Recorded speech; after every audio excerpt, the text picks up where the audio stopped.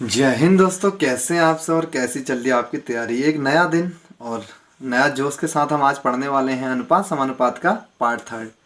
तो दोस्तों अच्छे से आप लोग पढ़ रहे होंगे घर पे, उम्मीद तो यही है क्योंकि आपका एग्जाम की डेट जो है नियर आ चुकी है।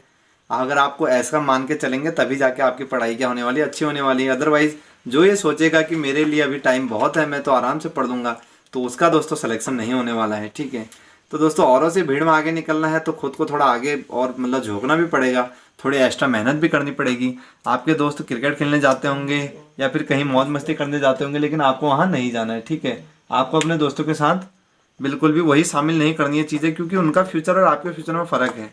आपने यहाँ तक पहुँचने के लिए मेहनत करी है, लेकिन और दोस्तों ने वो अभी जो है दोस्तों उससे वंचित हैं, तो उनके साथ अभी शामिल जरूरी होना नहीं है कि यारी दोस्ती में हाँ वो जाएगा तो मैं भी जाऊँगा, हाँ वो करेगा तो मैं भी करूँगा। ठीक है, तो दोस्तों पढ़िए अच्छे से। और ये था अनुपात समानुपात का थर्ड वीडियो आज आपके बीच में है। कोशिश करेंगे इसमें इसको फिनिश करने की पूरी।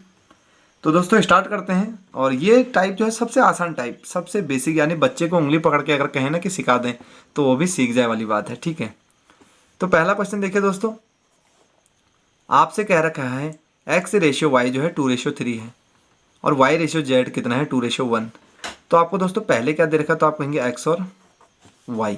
ठीक है, कोई बात नहीं, लिख लीजिए एक्स और वाई क्या है। तो दोस्तों एक्स और वाई का जो अनुपात है वो है क्या है, 2:3। ठीक है, उसके बाद वाई और जेड। अब दोस्तों वाई तो मेरे पास ऑलरेडी है पहले से, यहाँ पे क्या एक्स्ट्रा है तो हम कहेंगे जेड। ठीक है, और वाई जेड क्या है 2:1। तो वाई जेड दोस्तों यहाँ पे आप आपके पास वाई जेड ये बचा, तो अब आपको क्या करना है, 3 के नीचे जो वाई का रेशियो वो लिख लेना है, यानी 2, और जेड के जो अनुपात दे रखा वो तो आप उसको यहाँ पे लिख देंगे। अब आपने अभी थोड़ी देर पहले देखा था कि जो जिसका बगल में था उसका नहीं था, कौन आ रहा था उसके सामने, पड़ोसी दोस्तों उसके सामने, मतलब पड़ोसी उसकी सहायता कर रहा था। तो यहाँ पे भी कुछ ऐसा ही है, इसके घर में खाने पीने को कुछ नहीं है और इसके घर में खाने पीने को कुछ नहीं है। कहने का मतलब दोस्तों ये है कि आपको यहाँ पे ये लाइन है आपके पास एक, और आपको क्या है, एक लाइन आपके पास ये है। तो दोस्तों आपको क्या करना है, यहाँ पे इसके पास भी कुछ नहीं है, इसके पास भी कुछ नहीं है, तो इसके जो सामने वैल्यू है, सामने का मतलब दोस्तों जो 3 के सामने तो नहीं कहेंगे दोस्तों, क्योंकि सामने तो ये हो जाता है, तो बगल में कहेंगे यहाँ पे। तो यहाँ पे 3 है तो इसी 3 से क्या करना है, इसको भी फिल कर देना है। उसी प्रकार दोस्तों यहाँ पे 2 है तो इसी 2 को क्या कर देना है, यहाँ पे लिख देना है। अब दोस्तों इनकी क्या कर देनी है, आपस में मल्टीप्लाई कर देनी है। तो आप कहेंगे 2 दूनी 4, 3 दूनी 6 और 3 एकम 3। तो दोस्तों आपसे पूछा था एक्स अनुपात वाई अनुपात जेड, तो आप कहेंगे एक्स अनुपात वाई अनुपात जेड क्या हो गया, 4:6:3। आपका क्या हो जाएगा दोस्तों, करेक्ट आंसर हो जाएगा। तो बहुत आसान सा क्वेश्चन है दोस्तों। बढ़ते हैं नेक्स्ट क्वेश्चन की ओर। और दोस्तों इसमें आपसे कह रहा है कि यदि ए रेशियो बी बराबर 1:4, तो लिख लीजिए ए अनुपात बी दे रखा है तो 1:बी लिख लीजिए फिलहाल। और कितना है दोस्तों, 1:4। उसके बाद दोस्तों बी अनुपात सी, तो बी मेरे पास आ चुका है, अनुपात में क्या लिख सकता हूँ दोस्तों इसके बाद सी। और बी अनुपात सी कितना है दोस्तों, तो आप कहेंगे बी की अनुपात 2 है और सी कितना है यहाँ पे, तो हम कहेंगे 1 है। ठीक है, उसके बाद दोस्तों सी अनुपात डी, सी मेरे पास ऑलरेडी आ चुका है तो मेरे को दोस्तों क्या लिखना अगला, तो मैं कहूँगा डी, अनुपात का निशान लगाया। अब दोस्तों सी जो है आपका कह रहा है कि 1 है और डी क्या है दोस्तों 2 है, तो सी क्या अपॉन में मतलब सबसे लास्ट में आपको यहाँ पे 1 लिख लेना है और डी की जगह पे कितना लिख लेंगे आप, 2 लिख लेंगे। ठीक है, अब दोस्तों वही से फिर से बात है कि यहाँ पे बहुतों के जगह में बहुतों के पास खाने पीने को कुछ नहीं है यहाँ पे, तो उनको लाके क्या करो, उनकी हेल्प कर दो। तो हेल्प कैसे करोगे, पड़ोसी हेल्प करेगा, आप कहेंगे यहाँ पे जो है पड़ोसी हेल्प करेगा तो 4 यहीं पे, यहाँ पे भी 4 फिल होगा और इससे अगले वाले में भी क्या होगा, यहाँ पे 4 फिल होगा। ठीक है, उसी प्रकार दोस्तों यहाँ पे एक जगह खाली दिख रही है तो मैंने कहा यहाँ पे 1 भर जाएगा। इधर एक जगह खाली दिख रही है दोस्तों, तो आप कहेंगे इधर 2 है इसके बगल में, तो यहाँ पे क्या आ जाएगा दोस्तों, 2 आ जाएगा। यहाँ पे दोस्तों 2 पद खाली दिख रहे हैं तो आपने कहा यहाँ पे इसके नियर में क्या है, तो आप कहेंगे 1, यहाँ पे भी 1 आ जाएगा और यहाँ पे भी 1 आ जाएगा। ठीक है, अब आपको इन सबको क्या कर देना है, मल्टीप्लाई कर देना है। तो आप कहेंगे 4 दूनी 8, 4 एकम 4 और 4 दूनी 8 और 2 एकम 2। ये दोस्तों आपका क्या हो जाएगा, अनुपात हो जाएगा। अब आप इसे थोड़ा और मतलब अनुपात में है क्योंकि दोस्तों तो लीस्ट वैल्यू में लेके आएंगे, छोटी वैल्यू में, तो मैं कहता हूँ दोस्तों 2 एकम 2 अनुपात 2 चक्को 8, उसके बाद दोस्तों 2 दूनी 4, उसके बाद 2 चक्को 8। तो दोस्तों जो अनुपात आएगा निकल के वो क्या आ जाएगा, 1:4:2:4। ये क्या हो जाएगा दोस्तों, आपका आंसर हो जाएगा। ठीक है दोस्तों, नेक्स्ट क्वेश्चन है कि यदि x = 1/3y और y = 1/2z है तो x ratio y ratio z ज्ञात कीजिए। तो अगर दोस्तों सिंपल सिंपल दिया रहता है कि ए रेशियो बी ये है और बी रेशियो सी है, तो आपको क्या करता है एक्स मतलब ए बी सी आराम से आप फाइंड कर सकते हैं। थोड़ा सा बच्चे यहाँ पे क्या करते हैं मतलब कंफ्यूज हो जाते हैं, यहाँ पे आपको क्या करना है तो देख लेते हो दोस्तों। एक्स इजक्वल टू दे रखा है 1/3 वाई और वाई इजक्वल टू दे रखा है 1/2 जेड। आपको दोस्तों निकालना है क्या, तो निकालना है आपको एक्स अनुपात वाई अनुपात जेड। तो दोस्तों यहाँ से एक्स को मैं ऐसे रखता हूँ, यहाँ से वाई को क्या ले आता हूँ, यहाँ क्योंकि मल्टीप्लाई में है, यहाँ पे कोई भी चीज़ अगर मल्टीप्लाई में होती है नंबर के साथ तो क्या आती है यहाँ पे अपॉन में। तो हम कहेंगे दोस्तों एक्स एज इट इज रहेगा, वाई कहाँ आ जाएगा दोस्तों अपॉन में, इजक्वल टू 1/3 का रहेगा एज इट इज, ठीक है। उसके बाद दोस्तों वाई जेड यहाँ मल्टीप्लाई में तो कहाँ आएगा दोस्तों, आप कहेंगे अपॉन में, इजक्वल टू दोस्तों 1/2। तो दोस्तों आपको निकालना था X ratio Y ratio Z. तो दोस्तों एक्स रेशियो वाई, एक्स की वैल्यू यहाँ पे 1 है और वाई की क्या है 3 है, तो यानी दोस्तों एक्स रेशियो जो वाई है वो क्या है 1/3। तो आप कहेंगे एक्स रेशियो वाई जो हो जाएगा 1 रेशियो क्या हो जाएगा 3 हो जाएगा। उसी प्रकार दोस्तों आपसे कह रहा है वाई रेशियो जेड, यानी वाई रेशियो जेड मतलब वाई बटे जेड कितना है 1/2। तो आप कहेंगे दोस्तों वाई का जो अनुपात में है वो 1 है और जेड कितना है 2, तो वाई की जगह पे 1 और जेड की जगह पे 2। अब यहाँ से तो दोस्तों आपका क्वेश्चन आसान बन गया। आप कहेंगे 3 को मैं यहाँ पे फिल कर देता हूँ और 1 को यहाँ पे फिल कर देता हूँ बगल में, तो ये हो जाएगा दोस्तों आपका 1 ही कम 1 3 ही कम 3 और यहाँ से 3 दूनी 6, ठीक है। तो 1/3/6 आपका क्या हो जाएगा एक्स अनुपात वाई अनुपात जेड हो जाएगा, ठीक है। बढ़ते हैं दोस्तों लास्ट क्वेश्चन की ओर इस टाइप के। ये आपसे कह रहा है दोस्तों 2a = 3b = 4c है, तो a ratio b ratio c बराबर है, यानी आपको यहाँ पे a ratio b ratio c क्या करना है ज्ञात करना है। तो कैसे निकालेंगे दोस्तों, सबसे पहले इसको क्या करेंगे, इस वाले पहले वाले रिलेशन को हम सबसे पहले जो है पकड़ते हैं यहाँ से। तो मैं दोस्तों यहाँ से इसको उठाता हूँ, तो मैं कहूँगा 2a = क्या दे रखा है 3b, और दूसरा रिलेशन क्या है, तो दूसरा रिलेशन है दोस्तों 3b = 4c। तो दूसरा रिलेशन है 3b = 4c। अब दोस्तों a फिर से वही बात है जो जिसके बगल में है, तो ये क्या है विश्वासघात वाला बंदा है, ठीक है। तो ये a की वैल्यू 2 ना होगी क्या हो जाएगी 3 हो जाएगी। तो मैं दोस्तों इसको कैसे लिखूंगा, a यहाँ b गुणा में है तो कहाँ आ जाएगा, आप कहेंगे अपॉन में आएगा, is equal to 3 as it is रहेगा, 2 गुणा में है तो यहाँ कहाँ जाएगा बट्टे में जाने वाला है, ठीक है। उसके बाद दोस्तों b है, यहाँ पे c है, तो दोस्तों b को एज इट इज रखता हूँ, c यहाँ पे जो है आपका मल्टीप्लाई में है तो यहाँ किस में आएगा, तो आप कहेंगे अपॉन में आएगा, इजक्वल टू 4 दोस्तों अपनी जगह पे रहेगा और यहाँ पे 3 मल्टीप्लाई में है तो कहाँ जाने वाला है अपॉन में जाएगा, ठीक है। तो दोस्तों अब आपको निकालना है यहाँ से a ratio b ratio c। अब आप आराम से निकाल लेंगे, तो a ratio b ratio c आप यहाँ से आराम से निकाल के क्या कर दीजिए कमेंट बॉक्स में अपना आंसर पोस्ट कर दीजिए, ठीक है। बढ़ते हैं दोस्तों नेक्स्ट टाइप की ओर। अब दोस्तों आपसे कह रहा है क्वेश्चन नेक्स्ट कि 450 को a b तथा c में इस प्रकार बांटें कि a रेशियो b जो है 2:3 हो तथा b रेशियो c क्या है 6:5 हो।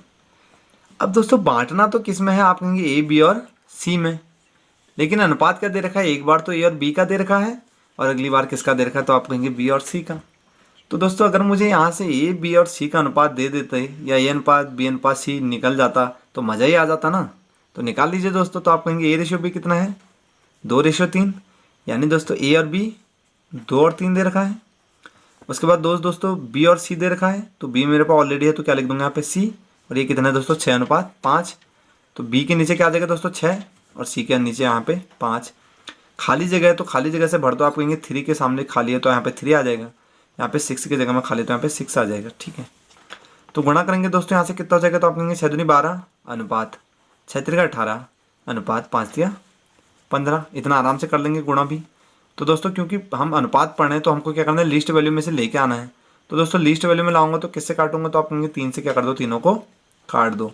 तो 3 पंजे 15, 3 छक्के 18 और 3 छक्कों 12। दोस्तों इस अनुपात में क्या होना है, आप पैसा बटना है। और दोस्तों कुल अमाउंट कितनी है 450, अनुपात में कितनी है 4:6:5। तो दोस्तों अगर आप या तो डायरेक्ट कर लीजिए 4:5:6 को जोड़ के फिर 450 से डिवाइड करके 1 की वैल्यू निकाल दीजिए, फिर उसके साथ क्या कर दीजिए सबके साथ गुणा कर दीजिए, ना तो अदरवाइज क्या करिए इनके साथ x लिखिए। अगर आप सीखना चाह रहे हैं अभी तो हम कहेंगे a ratio b ratio c जो आया था वो था 4x 6x और 5x, ठीक है। तो दोस्तों इनका कह रहा है कि योग जो है वो कितना है 450, तो दोस्तों जोड़िए तो आप कहेंगे इनका योग जो है 450 दे रखा है। तो इनको सम करके दोस्तों कितना है, तो आप कहेंगे 6 4 10 और 5 15 x इक्वल टू कितना है 450। तो दोस्तों x इक्वल टू कितना होने वाला है यहाँ पे 30। तो किसका हिस्सा पूछा था दोस्तों आपसे, तो आप कहेंगे c का। तो c का दोस्तों यहाँ से कितना हो जाएगा, तो आप कहेंगे c का हिस्सा तो 5x है।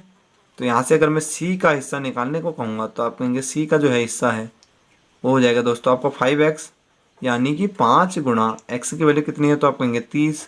तो ये कितना हो जाएगा 150।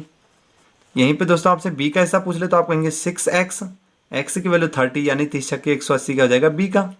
a का पूछ ले तो आप कहेंगे 4 इंटू 30 यानी 30 छक्के 120 क्या हो जाएगा a का।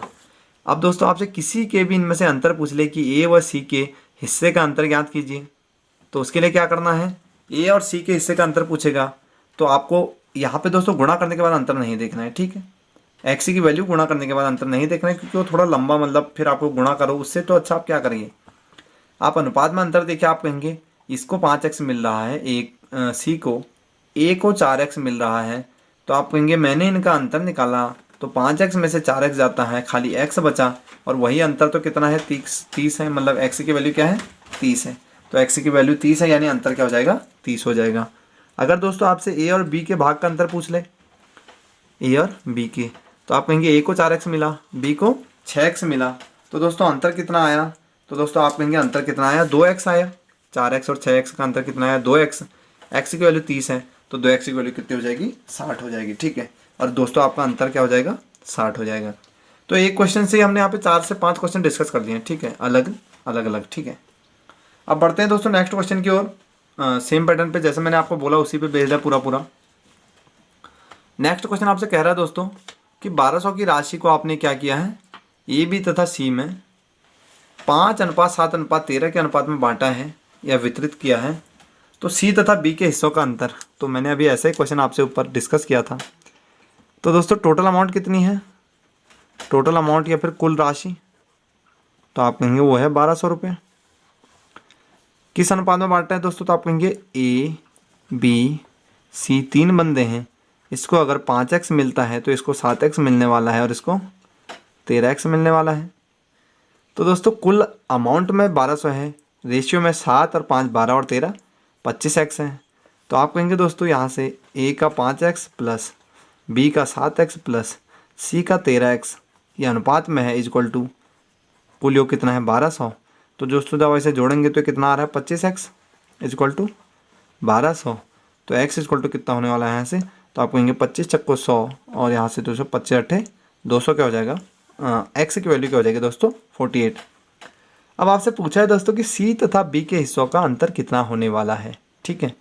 तो दोस्तों c और b के हिस्सों का अंतर कितना हो जाएगा, तो यहाँ पे देखेंगे तो c को 13x मिलने वाला है और b को 7x मिलने वाला है। तो यहाँ से दोस्तों अंतर कितना आने वाला है, तो आप कहेंगे अंतर जो है वो कितना है 6x है और यही तो हमें निकालना है। तो हमने कहा x के वैल्यू को यहाँ पे रख दो, तो 6 इंटू 48 क्या हो जाएगा आपका आंसर हो जाएगा, ठीक है। अगर दोस्तों यहीं पे मैंने आपसे कहा है कि आपको अनुपात में जब भी अंतर निकालना हो तो अंतर निकालने के लिए इसको अलग अलग गुणा मत करना। एक बार आप 48 की गुणा 7 से कर लेंगे, फिर आप 48 की गुणा 13 से करेंगे, तो दोस्तों यहाँ से क्या होने वाला है आपके गुणा होगी, पहले गुणा करने के बाद घटाएंगे। तो उससे अच्छा तो आप क्या करिए, यहाँ पे शॉर्टकट डायरेक्ट क्या कर दीजिए, अनुपात को ही घटा दीजिए और वहाँ पे फिर वैल्यू रख दीजिए। अब दोस्तों यहाँ पे आपसे ए का हिस्सा पूछा जाता तो आप कहते ए का हिस्सा 48 गुणा 5 हो जाता, बी का हिस्सा पूछा जाता तो कितना हो जाता 48 गुणा 7, सी का हिस्सा पूछा जाता तो आप कहते हैं 48 गुणा 13। उसके बाद ए बी का अंतर पूछता तो आप कहते 7x में से 5x गया 2x, x की जगह पर 48 रखते तो 48 दूनी 96 अंतर हो जाता। बी सी का अंतर दोस्तों 6 गुणा 48 हो जाएगा। उसी प्रकार ए और सी का अंतर पूछ ले तो आप कहेंगे ए को 5x मिलता है, सी को 13x मिलता है, तो दोनों का अंतर कितना है, तो आप कहेंगे 8x। तो एक मतलब x मतलब यानी 48 गुणा 8 क्या हो जाएगा आपका ए और सी का अंतर हो जाएगा। तो दोस्तों एक क्वेश्चन से हमने 4-5 क्वेश्चन फिर से डिस्कस कर लिए। अब बढ़ते हैं एक कॉइन पे बेस्ड क्वेश्चन की ओर। नेक्स्ट क्वेश्चन है दोस्तों, ये कॉइन पे बेस्ड है यानी सिक्कों पे आधारित क्वेश्चन है, बहुत स्टैंडर्ड क्वेश्चन है, एक अच्छा क्वेश्चन जो कि मतलब लेवल तक पूछा जाता है हर एक एग्जाम में। कह रहा है दोस्तों एक थैले में रुपये यानी 1 रुपया 50 पैसा और 25 पैसे के सिक्के जो हैं 5, 6 और 8 के अनुपात में हैं। कुल राशि 240 है तो पैसे के सिक्कों की संख्या ज्ञात कीजिए, यह क्या है। तो दोस्तों थोड़ा सा कॉन्सेप्ट है, कोई बड़ी चीज़ नहीं है सीखना। देखिए अब मैं आपसे बात कहता हूँ कीमत की, तो अगर मैं कहूँ आपसे 1 रुपये के मेरे पास 10 सिक्के हैं, ठीक है। उसी प्रकार मैंने आपसे कहा दोस्तों 5 रुपये के आपके जो है 25 सिक्के हैं, सॉरी 5 रुपये के चले 10 सिक्के मान लेते हैं। और उसके बाद मैंने आपसे कहा दोस्तों 10 रुपये के आपके पास 15 सिक्के हैं। तो यहाँ से कुल राशि कितनी आएगी, तो आप कहेंगे 1 रुपये के 10 सिक्के, यानी एक एक के 10 सिक्के हो गए तो 10 रुपये यहाँ से टोटल रेवेन्यू आया, 10 रुपये कुल हो गया यहाँ से। उसी प्रकार 5 रुपये के क्या है, यहाँ पे 10 सिक्के हैं या 10 नोट हैं, तो 5 रुपये के 10 सिक्के का मतलब टोटल रुपये, तो आप कहेंगे दोस्तों 50 रुपये, ठीक है। उसी प्रकार दोस्तों 10 रुपये के कितने हैं, तो आप कहेंगे 15 नोट या 15 रुपये। तो यहाँ से कितना आ जाएगा, आप कहेंगे 10 रुपये के अगर 15 नोट है मेरे पास, तो 15 150 रुपये यहाँ से हो जाएगा। तो आप कहेंगे दोस्तों कुल रुपये कितने हुए, तो आप कहेंगे 150 और 50 200 और 210 रुपये के आगे मेरे पास टोटल, ठीक है। तो दोस्तों रुपये आए कहाँ से, आपने जब रुपये की कीमत, मतलब हर एक रुपये की जो कीमत है, 1 रुपये की कीमत 1 ही रुपये होती है, 5 रुपये की 5 होती है, 10 रुपये की 10 होती है, उसकी कीमत को, रुपये की कीमत को जब सिक्कों की संख्या से गुणा किया तो मेरे पास क्या आया, कुल राशि आई, ठीक है। तो उसी प्रकार दोस्तों यहाँ से 1 रुपया कह रखा है, यहाँ पे 50 पैसा कह रखा है और यहाँ पे 25 पैसा कह रखा है। और दोस्तों इनके सिक्कों का क्या दे रखा है, अनुपात दे रखा है 5x 6x और 8x, और कुल क्या दे दिया है, रुपया दे दिया है। तो दोस्तों करने का तरीका देखेंगे, तो मैंने कहा कीमत देख लीजिए रुपये की क्या है, क्योंकि दोस्तों 1 रुपये को आप 1 ही रुपये कह सकते हैं। तो लिखने का तरीका देखिए दोस्तों, पहला 1 रुपये की करेंसी है तो हम 1 रुपये लिख लेते हैं। उसके बाद 50 पैसा है तो 50 पैसे को कुछ ऐसा लिखा जाता है। और दोस्तों सबसे लास्ट में क्या है, तो आप कहेंगे 25 पैसा। 25 पैसे को कैसे लिखते हैं, तो आप कहेंगे कुछ ऐसा। अब दोस्तों ये तो इनकी कीमत है 1 रुपया, 50 पैसा, 25 पैसा। तो दोस्तों 1 रुपये को 1 ही रुपये लिखा जाता है, 50 पैसा को मैं आधा रुपया लिख सकता हूँ, 1/2 रुपया। आप इसको दोस्तों 50 पैसा मतलब 0.50 करके भी लिख सकते हैं। 25 पैसा को मैं 1/4 लिख सकता हूँ दोस्तों। ये कैसे लिखा है, तो आप कहेंगे अगर मुझे 50 पैसे को 1/2 कैसे लिखा है, तो मैं कहूँगा 0.5 है, क्योंकि दोस्तों दशमलव के बाद जीरो की कोई वैल्यू नहीं होती है। तो आप कहेंगे यहाँ से दोस्तों अगर दशमलव हटाना चाहूँगा, तो दोस्तों अगर, क्योंकि एक तो ऑलवेज हर एक रिमेनिंग में रहता है बटे में, तो दशमलव हटेगा, दशमलव के बाद एक संख्या है तो यहाँ पे क्या उतर जाना है, 0 उतर जाएगा। तो 5 एकम 5 और 5 दूनी 10, क्या हो जाएगा 1/2 रुपया, ठीक है। या फिर आप दोस्तों कह सकते हैं 1/4, तो हम कहेंगे 1/4 कैसे लिखा, तो मैंने कहा 0.25 पैसा था। तो दोस्तों यहाँ से अगर दशमलव हटाऊंगा दोनों, तो नीचे क्या हो जाएंगे, तो आप कहेंगे दशमलव के बाद 2 संख्याएँ हैं, तो दशमलव अगर यहाँ से हटेगा तो नीचे क्या बढ़ जाएंगे, 2 0 बढ़ जाएंगे। 25 एकम 25, 25 चक्को 100 क्या हो जाएगा आपको यहाँ से 1/4। तो दोस्तों मैंने यहाँ से लिखा है 1/4 रुपये। तो दोस्तों 1 रुपये के सिक्के की कीमत 1 रुपया होती है, 50 पैसे के रुपये की 50 पैसे के जो सिक्का होता है उसकी कीमत आधा रुपया होती है, और 25 पैसा का जो सिक्का होता है उसकी कीमत कितनी होती है, तो आप कहेंगे 1/4 रुपये, ठीक है। तो ये तो दोस्तों कीमत है। अब सिक्कों की या जो रुपये हैं उनकी संख्या क्या है, तो दोस्तों क्योंकि हमें एग्जैक्ट नहीं दिया है, ये क्या दे रखा है, अनुपात दे रखा है, तो मैं इसको लिख सकता हूँ 5x, इसको लिख सकता हूँ 6x और इसको लिख सकता हूँ 8x। अब मैंने दोस्तों आपसे यहाँ पे कहा था ये कीमत था, ये इनकी संख्या थी सिक्कों की, तो यहाँ से क्या आ रही थी, कुल राशि। तो दोस्तों कुल राशि कितनी आएगी, तो आप कहेंगे इनको क्या कर दो, गुणा कर दो। तो 5x × 1 कितना हो जाएगा दोस्तों, 5x। उसके बाद प्लस 1/2 इंटू क्या हो जाएगा दोस्तों, 6x, प्लस 1/4 इंटू क्या हो जाएगा दोस्तों, 8x। अब दोस्तों ये कुल रुपया कितने के बराबर है, आपने सवाल ने कह रखा है कि ये कुल रुपया कितना है, 240। अगर आप दोस्तों इसको ऐसे 1 और 1/2 1/4 नहीं लिखना चाहते तो आप इसको डायरेक्ट ऐसे भी कर सकते हैं, ठीक है, 0.50 और 0.25 रख के भी, ठीक है, वैसे भी करके मैं अभी आपको दिखा दूंगा यहाँ पे। तो अब दोस्तों आपको क्या करना है, यहाँ से 5x दिख रहा है, मैं इसके अपोन में 1 लिख सकता हूँ, 5x के अपोन में, ठीक है, किसी भी नंबर के अपोन में क्या होता है, 1 होता है। तो यहाँ से आप काटेंगे तो ये बचता है 2 3 6, और यहाँ से कटेगा तो 4 दूनी 8। तो दोस्तों ये हो जाएगा आपका 5x प्लस यहाँ पे कितना बचा, तो आप कहेंगे 3 × x 3x, प्लस यहाँ से काटेंगे तो 2x बचेगा, इक्वल टू कितना है 240। तो दोस्तों 5 और 3 8 और 2 10x बराबर कितना हो जाएगा आपका, 240 हो जाएगा। तो x इक्वल टू कितना होगा, तो आप कहेंगे x इक्वल टू आ जाएगा 24।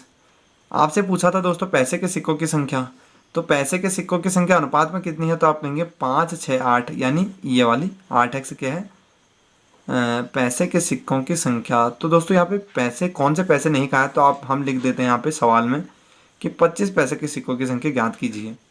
तो आप कहेंगे दोस्तों 24 की गुणा किससे कर देंगे, 8 से गुणा कर देंगे, तो क्या आ जाएगी 25 पैसे के सिक्कों की संख्या। अगर दोस्तों 50 पैसे के सिक्कों की संख्या पूछेगा तो 24 की गुणा किससे कर देनी है, 6 से कर देनी है, तो 50 पैसे के सिक्कों की संख्या। और दोस्तों 1 रुपये की पूछेगा तो आपने इस 24 को क्या कर देना है, 5 से गुणा कर देना है, तो 1 रुपये के सिक्कों की संख्या क्या आ जाएगी आपकी, यहाँ से निकल के आ जाएगी। ठीक है, तो दोस्तों मैंने आपसे कहा था, दोबारा समझ लेते हैं। 1 रुपया, 50 पैसा और 25 पैसे की करेंसी हमारे पास है। हमने दोस्तों इसकी रुपये में कीमत देखी, क्योंकि दोस्तों जो अनुपात मतलब हमारी टोटल वैल्यू होती है वो किस में है, टोटल वैल्यू रुपये में है। ठीक है, तो हमने कहा कीमत 1 रुपये की एक ही होती है, 50 पैसे को हम आधा रुपये कहते हैं और 25 पैसे को हम 1/4 रुपये कहते हैं।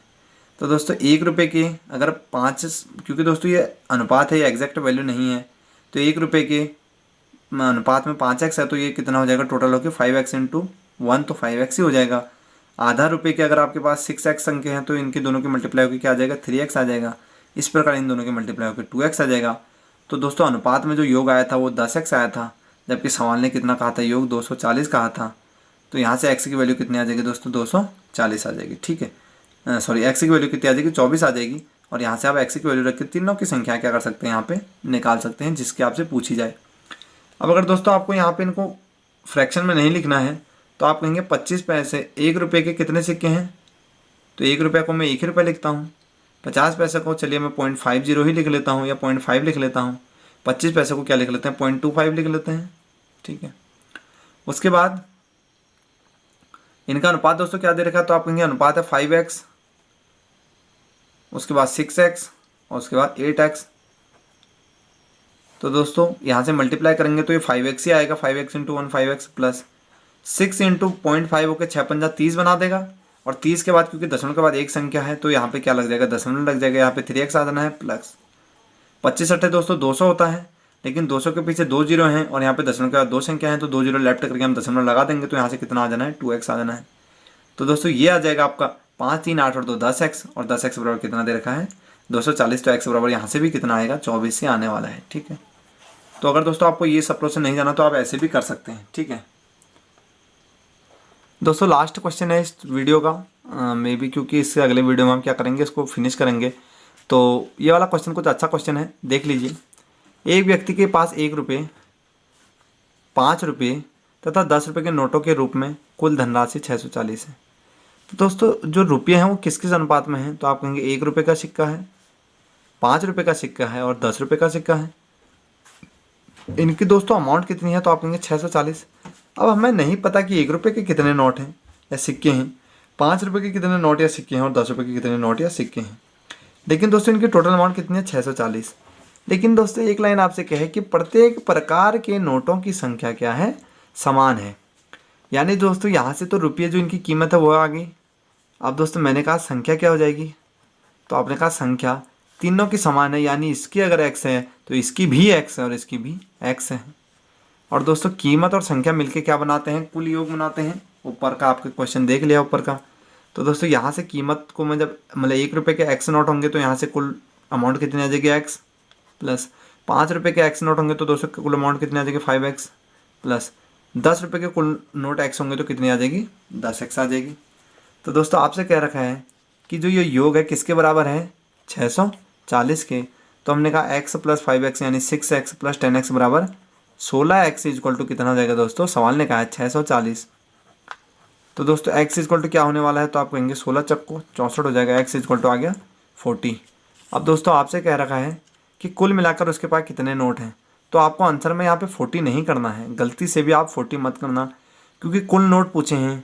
तो कुल नोट दोस्तों x नोट यहाँ पे हैं, x नोट यहाँ पे हैं और x नोट यहाँ पे हैं, तो कुल नोट जो हैं वो क्या हैं, तो आप कहेंगे x इंटू एक्स मतलब x in plus x 3x है। तो x की वैल्यू 40 है दोस्तों, तो x की जगह पे मैं 40 रख दूंगा तो कितना आ जाएगा, 120 नोट क्या हो जाएंगे आपके पास यहाँ पे कुल हो जाएंगे। ठीक है, तो दोस्तों कुछ अच्छे क्वेश्चनों के साथ ये था आपका एज रिलेशन का 3rd वीडियो। इसके बाद एक शॉर्ट वीडियो छोटी सी, उसके साथ हम आयु संबंध अनुपात समानुपात को हम क्या कर देंगे, ख़त्म कर देंगे। ठीक है। तो दोस्तों लेट नाइट शूट कर रहा हूँ तो हो सकता है थोड़ा मतलब सुस्ताई से आ रही है अभी। तो मैं उम्मीद करूँगा दोस्तों आपको अच्छे से समझ में आया होगा, और शब्द थोड़ा लड़खड़ा रहे हैं अभी क्योंकि नींद का टाइम हो रहा है। तो मिलेंगे दोस्तों आपसे नेक्स्ट वीडियो में, और इसी के साथ हम नेक्स्ट वीडियो के साथ ही क्या कर देंगे, अनुपात समानुपात को ख़त्म कर देंगे। इसके बाद हम क्या पढ़ने वाले हैं, औसत या फिर इसी के सिमिलर कोई लॉसम औसत क्या पढ़ने वाले हैं, इसके बाद पढ़ने वाले हैं। तो दोस्तों मिलते हैं नेक्स्ट वीडियो में, तब तक के लिए जय हिंद जय भारत।